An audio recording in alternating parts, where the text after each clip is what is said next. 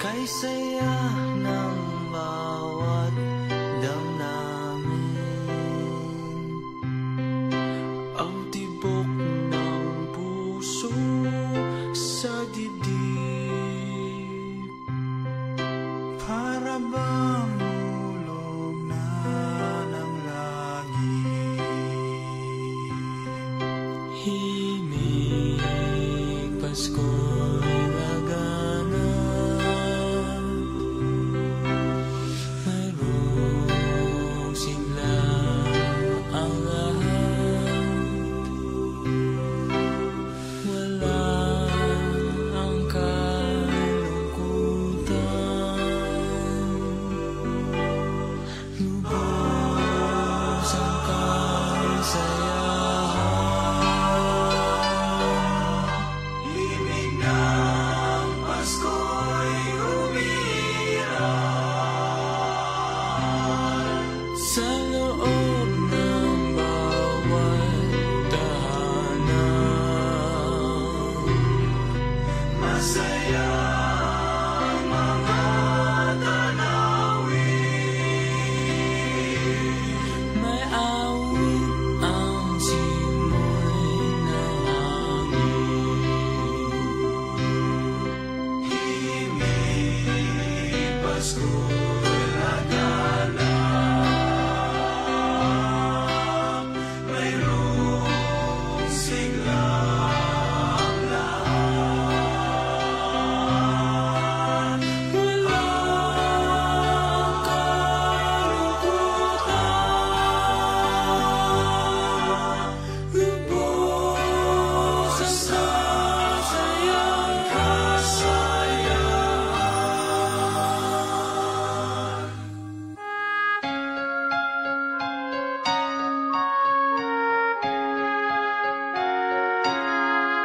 Himig ng Pasko'y umiiral sa loob ng bawat tahanan. Masaya ang mga tanawin, may awit ang simoy ng hangin.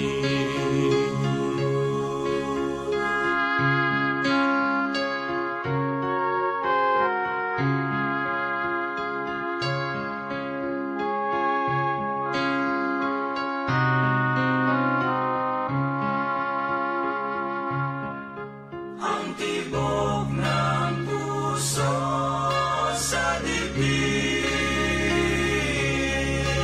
para bang hulog na ng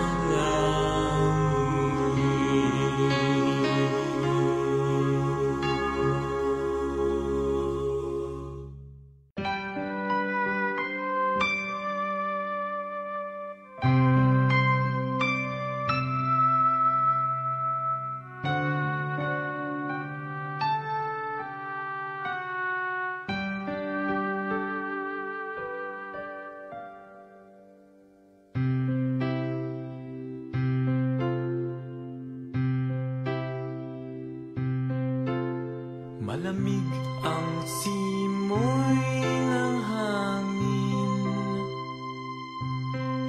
kay saya ng bawat damdamin, ang tibok ng puso sa dibdib, para bang ulog na ng langit. Himig Pasko'y lagana, mayroong sigla ang lahat, wala ang kalungkutan,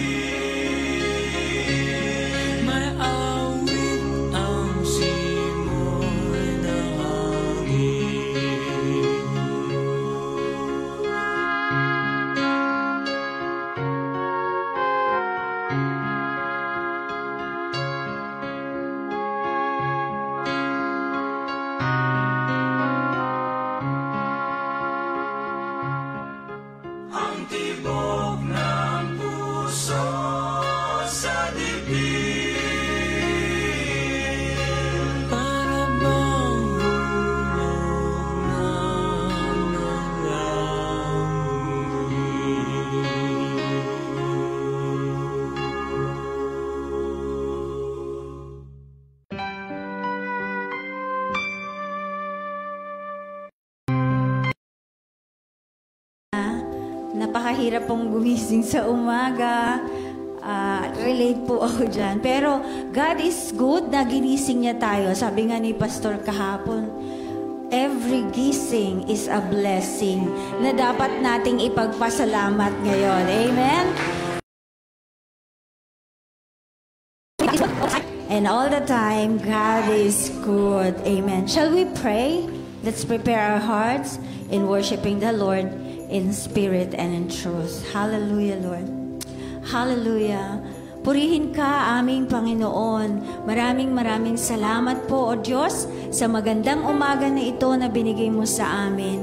Salamat po, Panginoon, sa panibagong buhay, kalakasan na taglay namin ngayong umaga, O Diyos.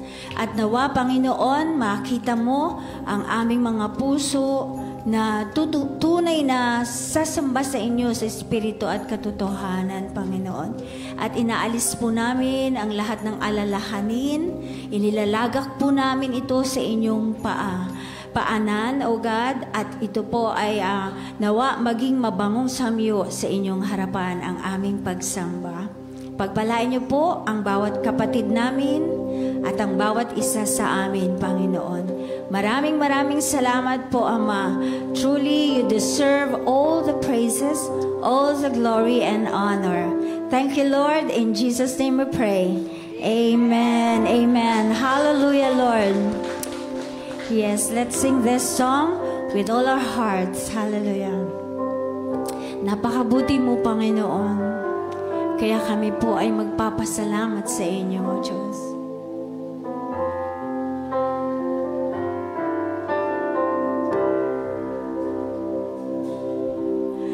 Kay buti-buti mo, Panginoon, sa lahat ng oras, sa bawat araw, ika'y laging tapat kung magmahal. Ang iyong kaawaan ay magpawalang hanggan. Kay buti-buti mo, Panginoon. Kay buti-buti mo, Panginoon, sa lahat ng oras, sa bawat araw, ika'y laging tapat kung magmahal. Ang iyong kaawaan ay magpawalang hanggan.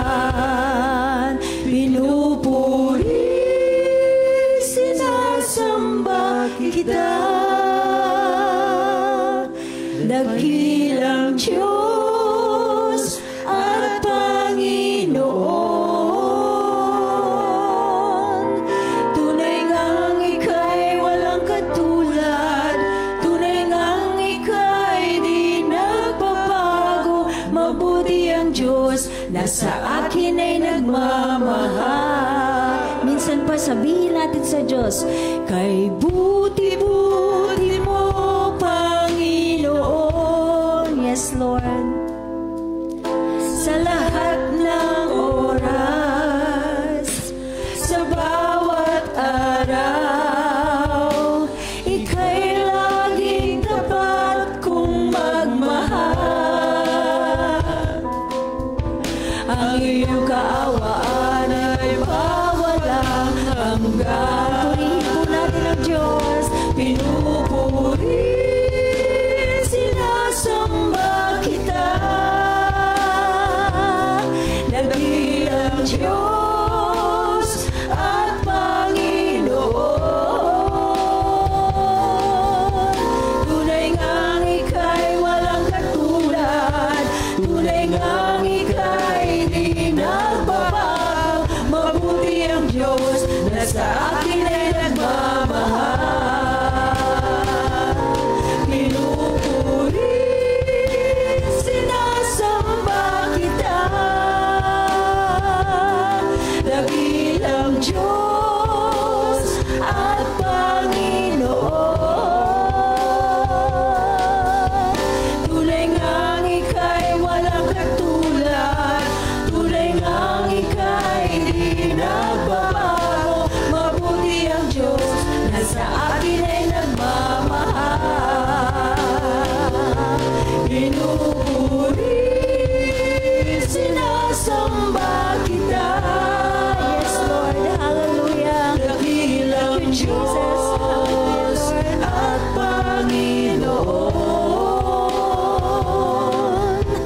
Tunay ngang ika'y walang katulad, tunay ngang ika'y di nagbabago. Mabuti ang Diyos na sa akin ay nagmamahal.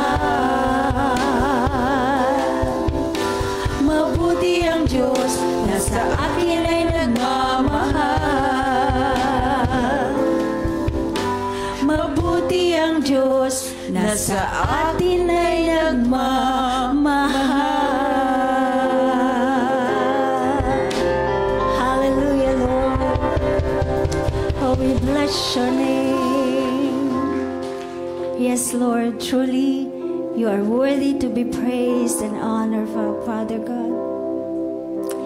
We worship you, Lord, and continue, Lord, to bless us as we praise you, Lord, as we thank you, Father God. Ito po yung nais namin gawin, Panginoon. Ang ikaw ay lagi naming mapapurihan at mapasalamatan, O Diyos. Salamat po, Panginoon, sa magandang gagawin mo ngayong umagang ito sa bawat isa sa amin. Thank you, Lord, in Jesus' name. Amen, amen. Let's welcome one another po. Yan, magkamayan po tayo, umikot po tayo, and say good morning to everyone.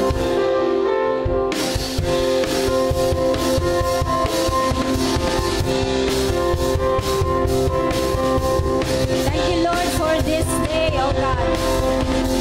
This is the day that the Lord has made. We will rejoice and be glad in it. This is the day that the Lord has made. I will rejoice and be glad in it. Rejoice in the Lord. Rejoice in the Lord. Celebrate the presence of the Lord, for He is worthy to be praised.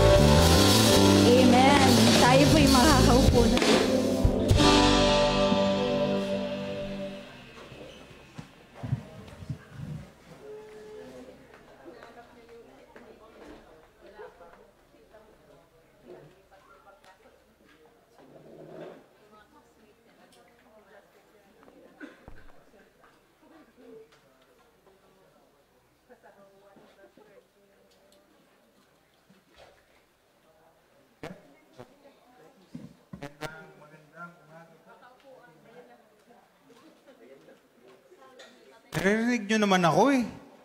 Gusto nyo lang may mic. Good morning po sa ating lahat. Lakasan natin ulit. Good morning! Good morning! Kumusta po ang inyong umaga? May napansin ako. Maraming late. Hello. Mukhang kung kailan home stretch na, dun pa tayo inantok. Kaya nyo pa ba? May isang araw pa po.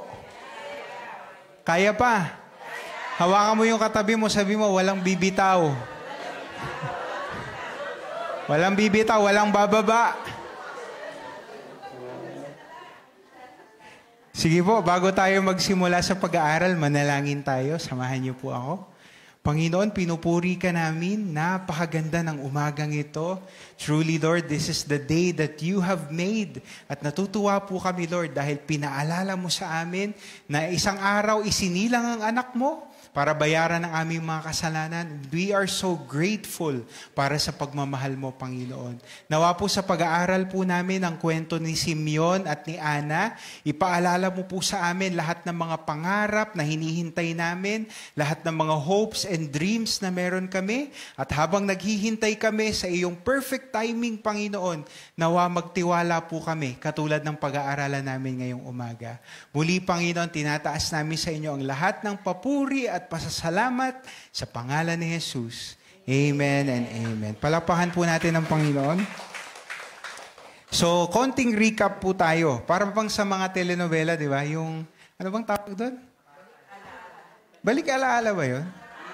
Ang nakaraan. Ayan.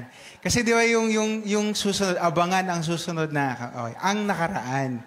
Sa mga napag-aralan po natin for the past days, ang gaganda po ng mga shinare ng mga preacher natin. Una sa lahat, you have the Annunciation, na si Angel Gabriel ay nagpakita kay Mary at sinabi na siya ay magdadalang tao. Kahit na wala pa naman silang kahit anong relationship ni Joseph, hindi pa sila kasal. So, virgin birth ang nangyari. And then after that, nagkaroon ngayon ng dilema si Joseph. Kasi hindi naman niya anak yun at natagpuan niyang buntis ang kanyang mapapangasawa, ano kaya ang kanyang gagawin? Pero matapat pa rin ang Panginoon. Hindi niya hinayaan na maiwan si Maria na mag-isa. So, dinalaw si Joseph ng isang anghel sa panaginip. At sabi niya, yung anak na yan ay galing sa Panginoon. And so, Joseph took the responsibility.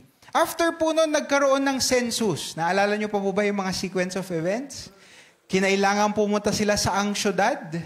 Letter B, Bethlehem. Para magpatala. Kasi sabi nga po ni Pastora Olive, dun po ang hometown ng mga ninuno, both Mary and Joseph. So alam niyo na po yung nangyari dun sa Bethlehem. Wala silang masilungan, wala silang mapuntahan. Pero himala, pinanganak pa rin ang Panginoong Jesus. Yun na yung Christmas na alam natin. And then habang pinanganak siya, sa isang field, merong mga shepherd na nagbabantay at bigla na lang may nagpakitang anghel sa kanila. Isa muna. Sabi, yung prophecy ay natupad na. And then after sabihin ng anghel yun, laksa-laksang anghel ang biglang nagpakita at kumanta sila ng napakagandang awit sa Panginoon. Binisita ng mga pastol si Jesus sa sabsaban at doon nila nakita ang Panginoon. Wala pong wise men sa sabsaban. Si Pastor Leb, isi-share niya yan bukas. Kasi may mga iba pala tayong alam sa tradisyon na akala natin ang Belen merong mga wise men. Wala pala. Yung babanggitin ko pong kwento ngayon ay wala din po sa sabsaban. Si Simeon saka si Ana. Pero they are two very important people in the Bible kasi sa oras ng kapanganakan, around the time na pinanganak si Jesus, ang ganda po ng naging patotoo ng dalawang taong ito. Okay? So ito na po, simulan na natin. Ang ating main text ay nasa Luke chapter 2, verse 22 to 38. Basahin nyo na lang po pag uwi ninyo at yung mga verses na dadaanan natin ay nasa outline nyo na po. Sabi dito, a few days after Jesus was born. Sabihin nyo nga po, after. So ito daw po ay nangyari hindi sa sabsaban. Tama po ba? A few days after. his parents took him where? To the temple to be presented to God. O, bigyan ko po kayo ng konting trivia. Noong unang panahon po, pag ang pinanganak ay isang lalaki, merong mga ritual na kailangan gawin bilang pagsunod nila sa kanilang covenant with the Lord. Una po, sa pang-8 araw, ano pong Tagalog ng 8? Anong English ng 8? Pang-8. Pag 8 days old yung bata, siya po ay tinutuli. Okay, so yun po ay, hindi na tayo masyado pupunta sa mga detalye kasi mahaba-haba yun. Pero yun ay parte ng kanilang covenant sa Panginoon, panata ng mga Israelita sa Panginoon. On the 8th day, papangalanan yung bata at siya ay tutuliin. Now, on the 40th day, anong Tagalog ng 40? 40. 40. Pag 40 araw, 40 days old na yung bata, pupunta sila ngayon sa templo. Anong gagawin nila? Number 1, yung nanay, si Mary, sa kaso na ito, she has to undergo purification. So mag-aalay po sila sa templo. Pangalawa, i-dedicate nila yung anak na lalaki sa Panginoon. Kaya po tayo mga Kristiyano, meron tayong konsepto ng dedication. Hindi tayo nagbabautismo ng bata. Kasi ang baptism ay para lang sa mga nakakaintindi na ng kanilang kaligtasan. What we do as Christians is we dedicate our children to the Lord. And si Jesus, nung 40 days old po siya, barely, almost 2 months old, halos, di ba? Dinala po siya sa templo para i-alay sa Panginoon. Now, pagdating sa templo, so naset na po natin yung scene.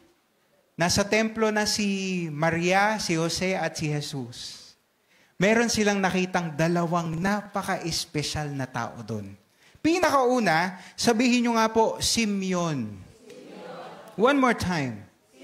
Ayan, basahin po natin itong verse 25 to 26. Basa.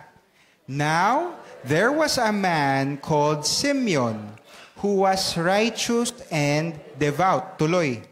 He was waiting for the consolation of Israel, and the Holy Spirit was on him. Tuloy, it had been revealed to him by the Holy Spirit that he would not die before he had seen the Lord's Messiah. So, basically, marami pong sinabi tungkol kay Simeon, pero i-summarize natin. Number 1, siya daw po ay makatuwiran at makadiyos na tao. In fact, yung napakaganda nga pong commendation sa kanya, the Holy Spirit was with him. He was Spirit-filled. Hindi siya tao lang na sumusunod sa batas, talagang nagmamahal siya sa Panginoon. At anong naging resulta ng kanyang pagmamahal sa Panginoon? Reward siya ni Lord. Binigyan siya ng pangako. Sabihin nyo nga po, pangako. Ang pangako ng Panginoon sa kanya, hindi ka mamamatay hanggang hindi mo nakita ang tagapagligtas. Okay, uulitin ko Hindi ka mamamatay hanggang hindi mo nakita ang tagapagligtas. Hindi ko po alam kung na-realize nyo yung implication nun. Pero kung ikaw ay binigyan ng Panginoon ng pangako, kunyari sinabi niya, hindi ka mamamatay nang hindi mo nakita ang naging first world country ang Pilipinas. Bigla kang binigyan ng pangako ng Panginoon na gano'n. May excite ka ba o hindi? Bakit ka may excite? Bukod sa Panginoon ang nangako. Ano yung pinangako niya mismo? Mangyayari kailan? Within your lifetime. Yung bagay na dati lang natin pinapangarap ng mga magulang at kahit magulang ng magulang natin, matutupad sa lifetime natin. So can you imagine si Simeon, yung excitement niya nung narinig niya yun? Yung ilang daang taon ng paghihintay ng mga Hudyo para sa tagapagligtas, matutupad na habang buhay siya. Hindi ba exciting yun? Kasi kung ako, pinangakuan ako ng Panginoon, Jerome, hindi ka mamamatay hanggang hindi ka magkakaroon ng nobya. Gusto ko naman sana, di ba? Ayoko naman magkanobya pag patay na ako. Wala akong magagawa. Pero can you imagine this news? Ilang daang taon nang, hindi nga lang po daang taon, 1,000 taon na silang naghihintay ng tagapagligtas. At ngayon nalaman ni Simeon, sa loob ng buhay ko, makikita ko ang tagapagligtas. Abay, ang sarap naman ng ganun. Yung pinapangarap ay matatanggap na. Pero syempre, can you imagine kung kayo si Simeon, habang dumadaan ang mga taon, nandun ka sa templo, matapat ka sa Panginoon, naghihintay ka. And then nahihintay mo at nakikita mong umuusad ang mga taon. Pero wala pa rin. Sigurado ka na ang Panginoon, hindi ka bibiguin. Within your lifetime, makikita mo ang tagapagligtas. Pero Panginoon, 60 na ako. Ngayon 65 na. Ngayon 70. Walang nakalagay sa Bible kung ano talagang exact age ni Simeon. But we can imagine he was a really old man, pero naghihintay pa rin siya.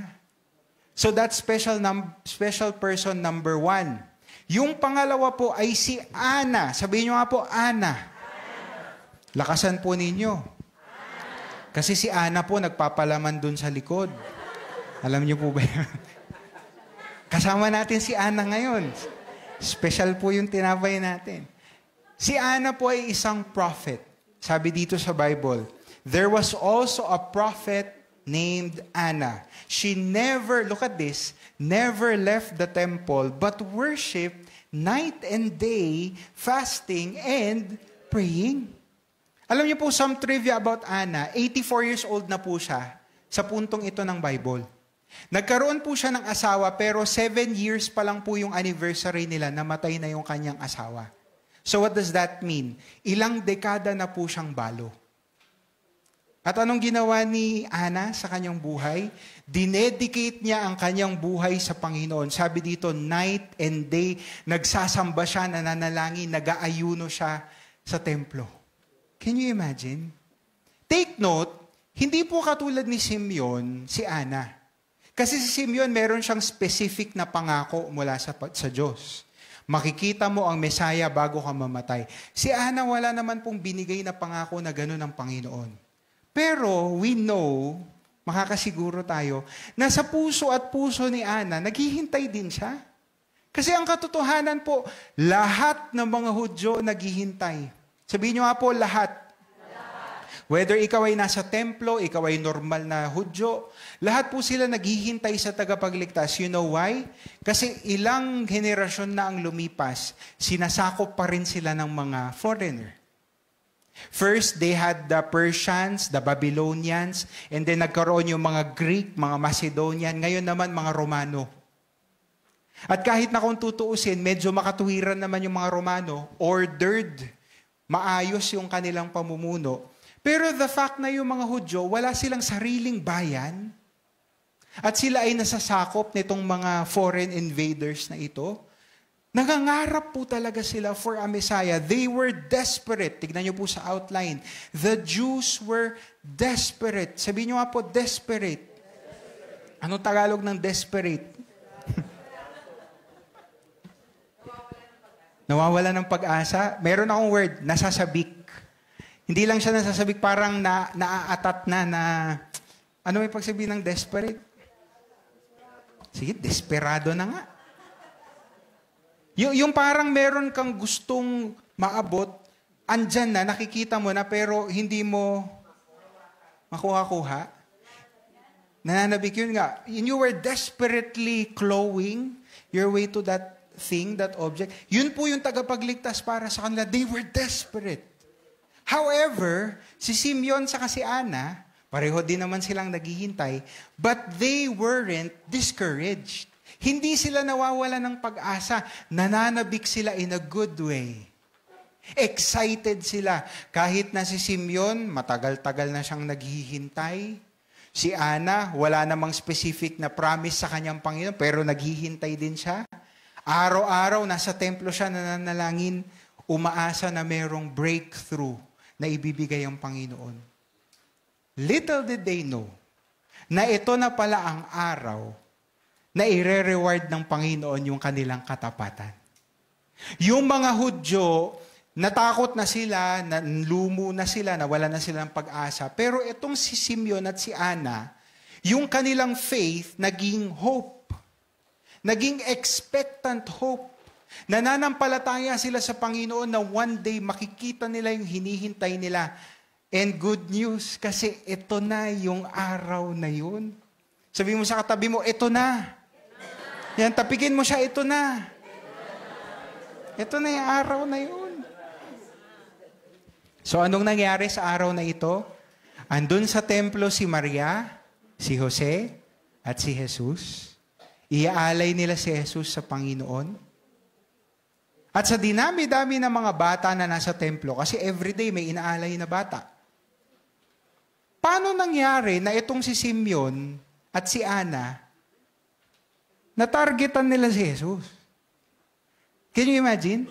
Sa dinami-dami po ng mga bata sa templo nung araw na yon, paano sila nakasiguro? Paano sila nagkaroon ng clue na, hala, ito na yun? You can imagine, no, every day na nabubuhay sila, maraming dumadaan na bata. Hindi naman sila na-excite katulad nito eh. But on this day, something was different. At nung nakita nila si Maria, si Jose, at dala-dala nila yung batang si Jesus, 40 days old. Biglang nagpantig siguro yung tenga ni Simeon. Sabi niya, Panginoon, ito na ito. Paano kaya niya nalaman? Alam niyo po sa verse 27, sabi doon, the Holy Spirit led him. In other words, pag tayo ay pinaghihintay ng Panginoon sa anumang bagay, yan man ay love life, sabihin na natin, yan ay opportunity sa trabaho. Naghihintay tayo ng sinasabi nating magandang buhay. Hindi naman po tayo bibiguin ng Panginoon na naghihintay. Wala man lang akong clue kung hanggang kailan ito. One of these days, binibigyan ka ng Panginoon ng breakthrough. Binibigyan ka ng Panginoon ng konting excitement sa buhay mo para ganahan ka uli na mangarap at manampalataya. Hindi tayo binibigo ng Panginoon eh. Sa kaso ni Simeon, on that day, banal na spirito mismo ang nagbigay sa kanya ng sagot. Sabi niya, Simeon, ito na yun. Kaya nakita niya yung batang-batang pamilya naglalakad. Sabi ng banal na spirito kay Simeon, yan na yung tagapagligtas. And what did Simeon do? Sinabi ba niya, sige, mamaya ko na lang sila pupunta, magkakape muna ako. What did he do? Pag meron kang matagal ng pinapangarap at nandyan na sa harap mo, anong gagawin mo? Magmamadali ka. Sabik na sabik ka ng makita. So, pinuntahan mo at ganun ang ginawa ni Simeon. Sabi sa verse 28, Simeon took him in his arms. Siguro si Mary, saka si Joseph, imagine niyo, nawirduhan bigla, no? Sino to? Kasi hindi naman sila taga Jerusalem, hindi sila taga templo. Hindi nila kilala si Simeon, saka si Ana. Malamang itong dalawang taong ito kilala na sa templo kasi palagi silang nakatambay doon. But Joseph and Mary, hindi po nila kilala yung dalawang taong yon. Tapos biglang may lalapit sa kanilang matandang lalaki, kukunin yung anak nila. Pero yung takot nila napalitan bigla ng amazement, ng wonder. Kasi tignan niyo po yung sinabi dito ni Simeon, he praised God, saying, basahin nga po natin, Sovereign Lord, as you have promised, you may now dismiss your servant in peace. O, tigil muna tayo dyan. Sa Tagalog, sabi ni Simeon, Panginoon, yes, ang ganda no? Panginoon, nakita ko na po ang pinangako mo, pwede mo na akong kunin. Ganon kakontento si Simeon na yung kanyang buong buhay nakaikot dito sa pagkikita nila ng tagapagligtas. At nung nakita niya na yung goal niya, what did he say? Pwede mo na akong kunin, Lord? Kompleto na yung buhay ko? Masaya na ako? Tuloy po natin, for my eyes have seen your salvation, which you have prepared in the sight of all nations, a light for revelation to the Gentiles and the glory of your people, Israel. Ang tagal ko nang hinihintay to, Lord. Ngayong nakita ko na yung tagapagligtas. Pwede mo na akong kunin. Meron po ba kayong pangarap na ganun sa buhay? Na hindi ko naman sinasabi, Kuya, pag nagkaroon ako ng nobya, pwede na akong kunin ni Lord. Wow! Enjoyin mo naman sana, no? Pero meron ka bang pangarap na pag nakuha mo yun, solve ka na? Masaya ka na? Meron ba kayong ganong hinihintay? Alam niyo po kanina, nag-usap kami nung isa nating nanay dito. nag-iiba pala tayo ng perspective pag tumatanda na tayo, no? Na dati pag ikaw ay bata, ang dami mong pangarap, ang dami mong gustong ma-achieve sa buhay, nagmamadali ka. Pero pag nag-advance ka na pala sa buhay mo, masaya ka na. Sige, kung bibigyan ako ni Lord, okay lang. Kung hindi, okay lang din. Binabalikan ko, nung kabataan ko, may mga bagay talaga na gusto kong makuha. Ngayon tumatanda na ako, parang, Lord, kung ano po yung kalooban mo, okay ako doon. Nagbabago eh. Habang nakakakilala tayo sa Panginoon, nagbabago din yung mga pangarap natin. Dati puro sa mundo, sabik na sabik kang makakita ng ganitong breakthrough sa buhay mo, yumaman ka.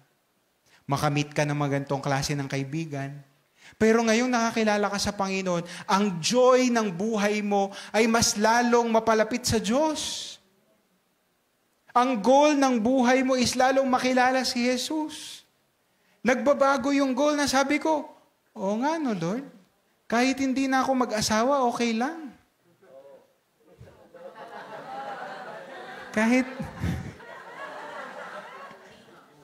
Kasi may mga pamangkin naman na ako sa kapatid ko eh. May apo naman na si Bishop.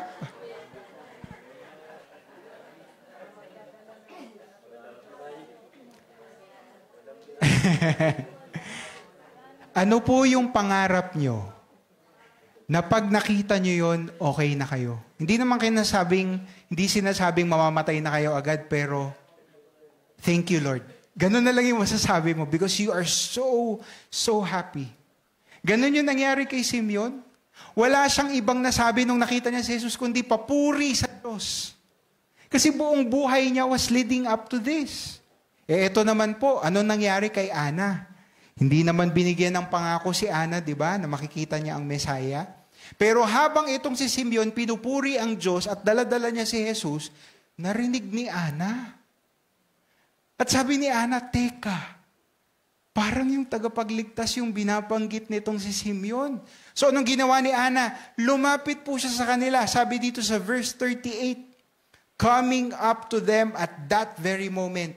Anong ginawa ni Ana? Number 1, she gave thanks to God. Nag-worship po siya. And number 2, and spoke about the child to all who were looking forward to the redemption of Jerusalem. Hindi lang siya nag-worship nung nakita niya si Jesus. Number 2, she shared the word of God to everyone. Sabi niya, mga kapatid, mga kababayan, isinilang na ang tagapagligtas. Naalala niyo po kahapon, yan yung ginawa ng mga shepherd. Nung nakita nila si Jesus, kahit na siguro, mga pastol naman sila, wala silang alam sa prophecy. Wala silang alam sa mga naisusulat na scripture. Pero ganun kamangha-mangha yung nasaksihan nila, mga anghel, tapos yung bata sa sabsaban. Hindi nila napigilang ipagsabi. Ngayon si Ana, ganun din nangyari. Wala siyang nakitang anghel. Hindi nasa loob ng sabsaban si Jesus. Wala pong bituin na nakashine sa kanya. Pero ganun na lang yung paghanga at pagsamba ni Ana, pinagsabi niya sa lahat ng tao yung mabuting balitang nakita niya. When you finally receive your dream, I bet, hindi mo yan itatago sa sarili mo lang. Pagsasabi mo yan because you are excited to finally see yung katuparan ng matagal mo nang hinihintay. So ito po, i-apply natin bago po tayo manalangin at magwakas. Ano po yung breakthrough, blessing, opportunity, or prayer na hinihintay nyo sa buhay? Okay? Sige, magkaroon nga tayo ng show of hands. Sino dito yung nananalangin ng magandang kalusugan para sa inyo? As in yung finally wala ng pain, Lord. Makakapag ballroom dancing na ako ng hindi kailangan ng, anong iniinom? Flanax. Alaksan talaga. Pagtapos ata yung tita eh. Flanax. Yan. Sino dito ang nananalangin ng, hindi naman kailangan mayaman, pero masaganang buhay sa inyong pamilya? Yung hindi na kayo nag-aalala kung saan magkukuha ng pambayad ng bills? Di ba? Ang sarap yung ganun lang. Hindi naman kailangan ng 5 Lamborghini, Lord. Wala naman akong panggas. Bigyan mo lang ako nung nararapat. At yung extra, ibibigay ko pagpapala sa ibang tao. Gusto niyo ng ganong buhay? Sino dito yung nananalangin ng magandang trabaho? Wala ba? Puro nanay at tatay. E di kayo na po yung may magandang trabaho. Pag puro YA dito, siguro magtataas. Sino nananalangin dito ng love life? Hindi ako nagtaas.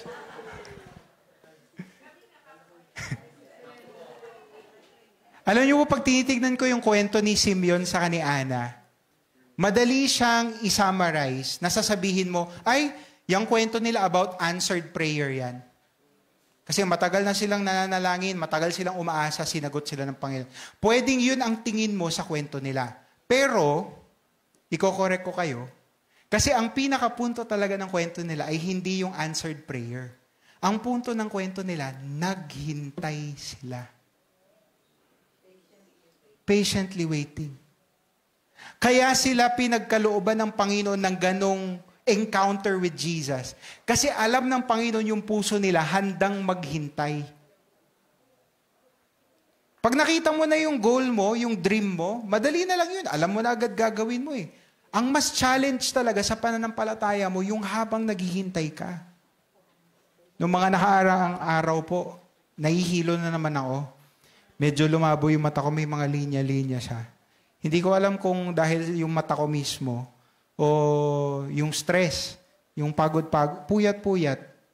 Sino po ba kasing idea na magsimbang umaga tayo? But hindi pwedeng 7 o'clock.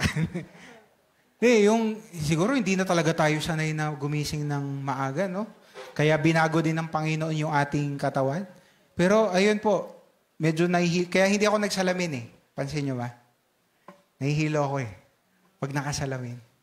Minsan yung mga ganun eh na, Lord, ang tagal na namin pinapanalangin itong ganitong struggle sa kalusugan.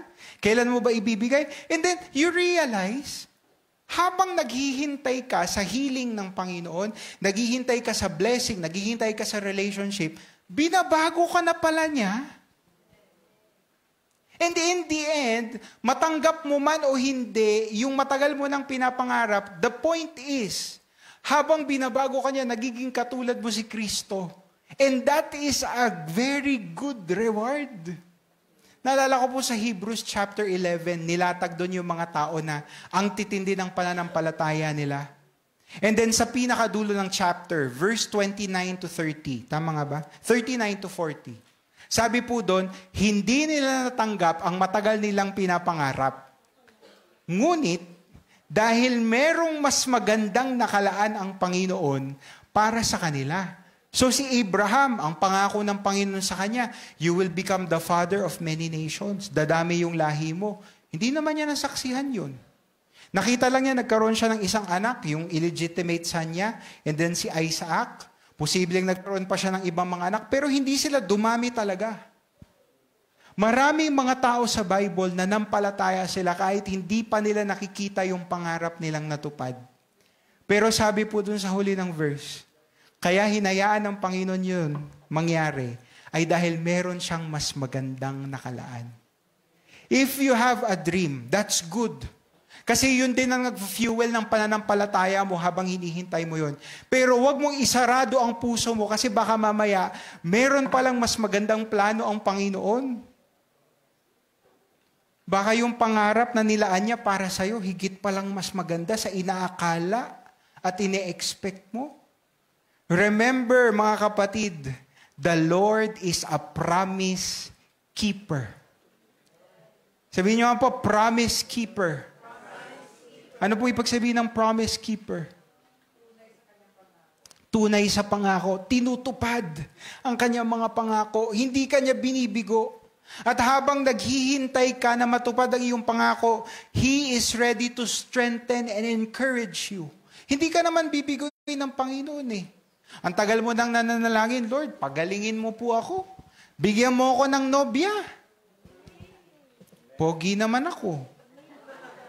Sabi ng nanay ko. Tagal ko nang nanalangin ng magandang trabaho. Ang ganda naman ng CV ko. Ang ganda naman ng resume. Matyaga naman po ako, Panginoon. Matagal na kaming nananalangin ng anak bilang mag-asawa. Alam nyo namang ready na kami, Panginoon. Di ba may mga ganong nananalangin ng mga couples? Ilang taon na nilang pinapanalangin sa Diyos yun. Pero habang naghihintay tayo, kapatid, kumikilos ang Panginoon. Matanggap mo man yung anak na yan na medyo matanda ka na, okay lang. Pagalingin ka man ng Panginoon, pag medyo nasa katanda, okay lang. Kasi ang point, habang may sakit ako, maglilingkod pa rin ako sa Panginoon. Medyo struggle man ako sa trabaho, pero magiging pagpapala pa rin ako sa pamilya ko. Yun ang point. Pag madali na ang buhay at nakita mo na yung pag-asa mo at pangarap mo, poetics ka na lang eh. Hindi ka na magpupursigi, hindi ka na mananampalataya. Pero habang naghihintay ka, lalo kang trinatransform at binabago ng Panginoon. He will never fail us when we place our hope in Him. So ngayong umaga po, bago tayo manalangin, ano bang natutunan natin kay Simeon sa kay Ana? Una sa lahat, ang Panginoon, He is a promise keeper. Hindi siya magbibigay sa iyo ng pangako kung wala muna siyang balak na tuparin yon. Pangalawang lesson, mga kapatid, makinig kayo kasi ito yung importante. Kung meron kang pangarap, siguraduhin mo din na yan ay kalooban ng Panginoon. Kasi baka kaya ka naghihintay, hindi dahil pinaghihintay ka ng Diyos, kundi dahil alam niya, yung tinatahak mong daan ay hindi niya kalooban para sa iyo. Kahit maghintay ka, kahit magpursige ka, dahil hindi yan kalooban ng Diyos, hindi ka magtatagumpay dyan. Pero, kung kalooban yan ng Panginoon, walang makakapigil dyan. Kahit anong sakit, kahit anong sakuna, kahit COVID man yan, pandemic, hindi mapipigilan yan ang kalooban ng Panginoon. So, ang hanapin natin, ano nga ba ang kalooban ng Panginoon para sa atin? Amen? Tumayo po tayong lahat. Sabi mo sa katabi mo, kapatid, sabi mo sa kanya, kapatid, ang pangarap ko sa iyo ay lumaki ka. Lumago sa Panginoon. At habang lumalago ka, natutuklasan mo ang kalooban niya para sa iyo. Amen? Sige po, let's pray. Panginoon, salamat po sa pang-apat na araw ng aming simbang umaga. Thank you, Lord, dahil kahit medyo struggle pong magising, ginigising mo pa rin kami, Panginoon. At bawat hininga ay regalo mula sa iyo. Thank you for the gift of life na binibigay mo po sa amin, Panginoon, even though we don't deserve it. Salamat po dahil ang grasya at biyaya mo ay bago sa bawat umaga. Pinapanalangin po namin ngayon ang lahat ng kapatid namin nandirito. Yung kapatid ko po sa kanan at sa kaliwa. Hindi ko man alam kung ano yung mga pinapanalangin at pangarap niya sa buhay. Pero Lord, I ask na baguhin niyo po yung puso niya. Maging katulad ng puso mo. Yung priorities niya, maging katulad ng mga bagay na importante sa iyo. Hanggang ang kanyang mga pangarap, ang kanyang mga naisin, ay maging katulad ng gusto mo at kalooban mo para sa buhay niya. I claim the best for this brother and sister in Jesus' name. Alam po namin na hindi mo kalooban na naghihirap siya, hindi mo kalooban na may sakit siya. Pero sa mga panahon na pinapadaan mo siya sa pagsubok, patatagin mo po ang pananampalataya niya. Alam namin meron kang purpose kung bakit siya naghihintay. At habang naghihintay siya, Panginoon, binabago mo po siya. Salamat po, Panginoon. Patuloy ka pong mangusap sa kapatid kong ito. Saan man siya pupunta mamaya, mga nalalabing oras ng araw na ito, dinidedicate po namin sa inyo, Panginoon. And even yung pagtatapos po ng simbang umaga namin bukas, lahat po ng ito ay dinidedicate namin sa inyo bilang commitment at pagsamba namin sa inyo, Panginoon. Muli, tinataas namin ang pinakamainam na papuri at pagkilala sa iyo lamang po, Jesus. Sa pangalan mo po. Amen and amen and amen. Yakapin po natin ang katabi natin. Sabihin natin, God bless you.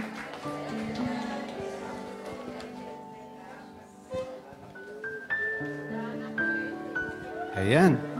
Thank you po. Salamat po, Pastor Jerome, sa magandang mensahe. Tayo po'y manalangin. Hallelujah. Napakabuti mo, Panginoon, sa lahat ng sandali. Tunay nga, O Diyos, na hindi ka nagkulang, Panginoon. Lahat ng mga ginagawa namin ay nakikita mo, Panginoon. Salamat sa buhay ni Simeon na nanatiling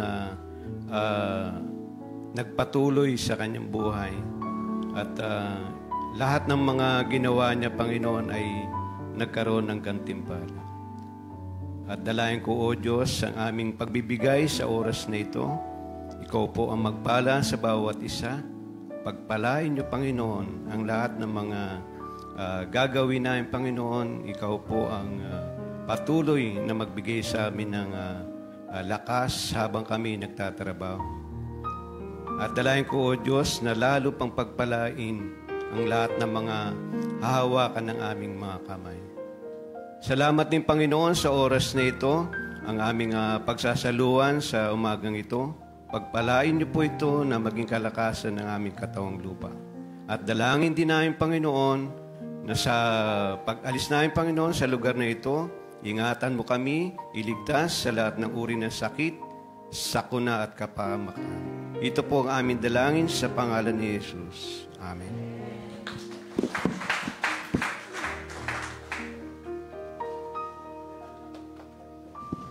Sige po, habang nagkakaloob tayo sa Panginoon, konting announcement lang. Makakaupo na tayo. Sa darating na linggo ay gift-giving natin. Hindi ibig sabihin merong particular na tao kayong nabunot wala tayong ganun eh. Ang gagawin natin, tuturuan natin ating sarili na maging generous sa Sunday. So, a little token, kahit ano yung inumpisahan ko na nga eh. Hindi ko lang alam kung nabigyan ko lahat ng mga kababaihan, pero nag-abot ako ng, since November pa tayo, nag-aabot ako ng regalo. Just to teach myself na ma-appreciate ko yung mga tao na kasama, lalo dito sa church. So, kung hindi ko kayo nabigyan, sabihin nyo sa akin, at sabihin nyo sa akin, o-order pa ulit tayo. Sabihin nyo lang kung hindi kayo nakatanggap. So, magdala po kayo kahit ano sa Sunday. Yung meron tayong sister na nag-ipon siya ng damit. Tapos minarkahan niya na ito, bibigay ko kay Sister Nitz, gano'n. Nakalagay na yung mga pangalan, oh. So may sukat siya, oh. Ang totoo niya, meron tayong isang lola na meron siyang sinave na mga magagandang damit niya nung medyo bata-bata pa siya. Lagi niya inaayos yun. Sabi niya, yung gusto ko sana ibigay ito sa Pasko. So iniabot niya kay Mrs. eh. Si Mrs. mamimili naman nung kasing katawan nung yung kakasya dun sa damit na yon. So, yung matanda po, hindi na nakakasimba kasi ilang taon na ba siya? 87 ata eh. Hindi na makalakad ng malayo. Pero, actively, nagsishare siya. So, balikan natin yung ating mga cabinet. Pag kayo ay marami nakalagay na mga damit, yung hindi nyo ginagamit, tumingin kayo sa palibot at may makikita kayo na pwedeng maging blessing sa kanila yon. Amen? Ayun. May maiksi akong trivia kasi kanina, sabi ko sana wag kong makalimutan yung pangalan ni Simeon. Kasi maganda yung message kanina, di ba? Marami tayong hinihintay na desperate na talaga tayo, hindi na natin mahintay. Pero totoo nun, God has a better plan for us, kaya tayo naghihintay. Amen? Ano yung nilalagay sa cellphone para makatawag ka? Simeon. Di ba? Kita yan. Tuwa-tuwa Sister Mar dun eh. Isip pa sila, ano yung nilalagay sa Simeon? Sige po, tayo, nag-pray na ba sa pagkain? Ano pang iniintay nyo? Dito tumayo na tayo at pumunta tayo sa likuran. Bring your gifts on Sunday at maging blessing tayo sa ating mga kasama. Amen. Praise God. Simeon. Mag-iisip naman ako doon sa isa. Ano ang pangalan ng babae? Ana. Ayan. Di ba, pag kumuha ka ng pagkain tas kulang, ano sabihin mo? Ana, marami.